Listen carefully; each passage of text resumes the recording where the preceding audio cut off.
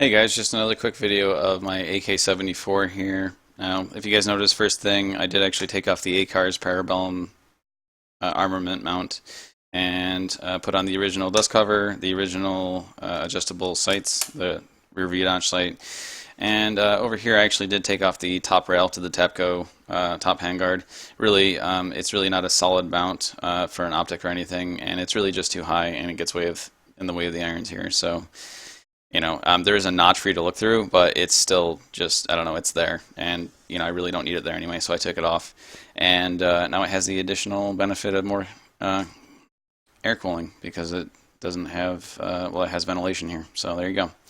Anyway, now the point of my video here is actually to talk about this thing right here, which is the adjustable TAPCO T6 stock that I have here.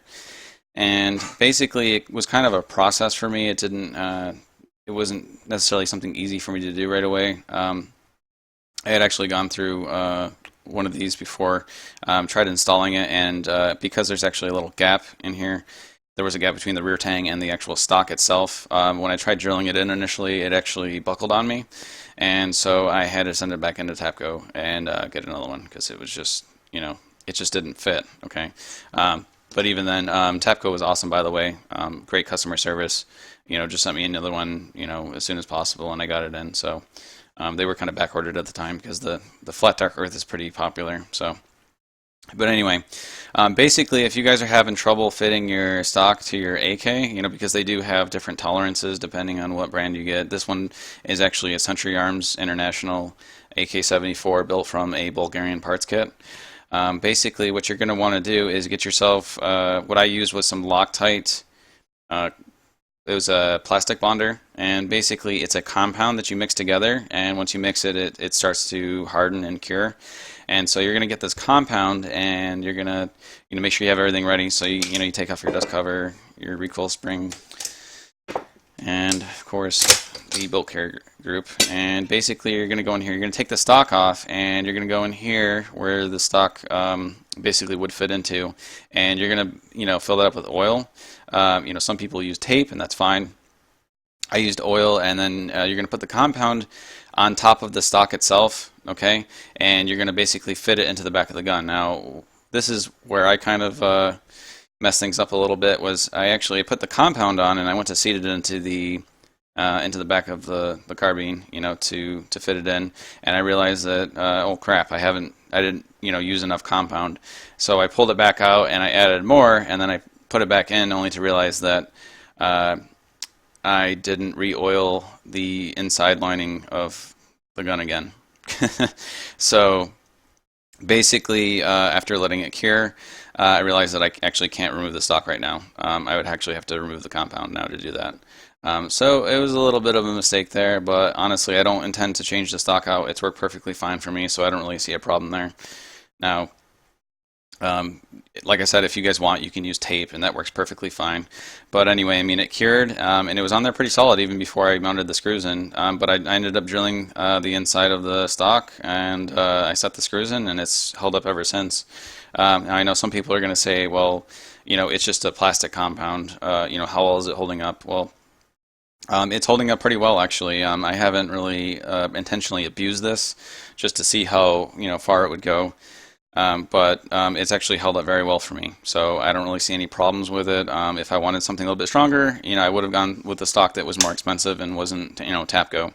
Now I know a lot of people are going to say, well, TAPCO, that's, it's cheap, it's, it's crapco, right? And to an extent, they're right, because this, piece back here, which is typically the buffer tube, like on an AR-15, instead of being made of aluminum, it's actually made of plastic, okay? And like I said, it really just isn't a big deal. It's held up to me well so far, and I don't really have a problem with it. If it comes down to it and the stock does end up breaking on me or something, I can replace the compound itself. But the compound itself, basically, it's only really filling in the very small gap between the rear tang and the plastic stock itself. So it's not really supporting, all of the stress of the stock itself. It's just kind of there so that you can get it to a point to where you can set the screws in there properly. The screws are still going into the plastic stock itself, so it's really not any different.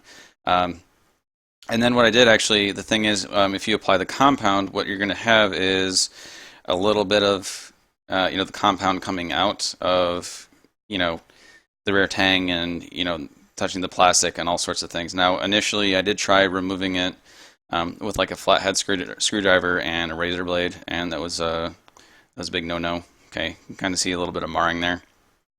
And so what I had the idea of was to go ahead and grab some acetone right here, like nail polish remover. This one is 100% acetone, and so it's pretty much the strongest you can get. And I just use that, and you're just going to take like basically a Q-tip and kind of run it along the edges here, and it actually dissolved. I mean, this was actually caked in plastic compound, and it took it all right off, so it actually worked wonders. So actually really glad I thought of that. The only reason why I thought of it was because, acetone, it's actually used not just for nail polish remover, but also, some people use it on their firearms before they're going to paint them to, basically degrease the finish of the gun, on the outside. So anyway, that's how I thought of that. And it ended up working out really well, so I'm really happy with how it all turned out, all things considered. So now, let's put this back together real quick. Yep. Alright, put the rear recoil spring in here. And the dust cover, yes.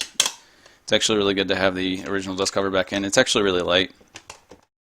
And came out to, I weighed it just for the hell of it, and it actually came out to about 2.9 ounces. So it was really lightweight compared to the other, the Parabellum Armament one which I had on, which is 4.5 ounces, if I recall correctly. Now, basically, I just want to talk for a second about why I actually chose an adjustable stock. Now, to me, this is an adjustable stock. It is not a tactical stock. It is not a collapsible stock. Okay, I mean technically it is, but that's not really the main purpose. Okay, to me, it's an adjustable stock, and the reason being that I did choose it, one, because being that it is adjustable, I can change the length of pull. I can change, basically, if I have an optic up here and I need a different distance to get proper sight picture, through the optic. If I'm having scope shadow or something like that, I can always adjust, the distance. Or if if I'm wearing, let's say, a vest or just thick clothing, I can move this in, and I can get up in here and still have a really comfortable cheek weld. Okay, basically that's the most important thing to me.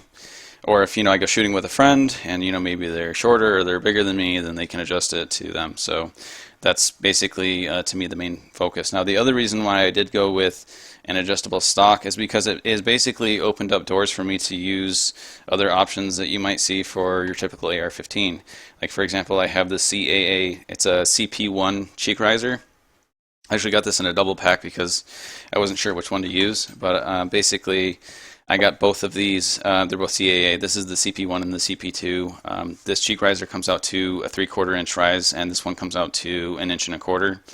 And basically I think I only paid about $15 for both of them.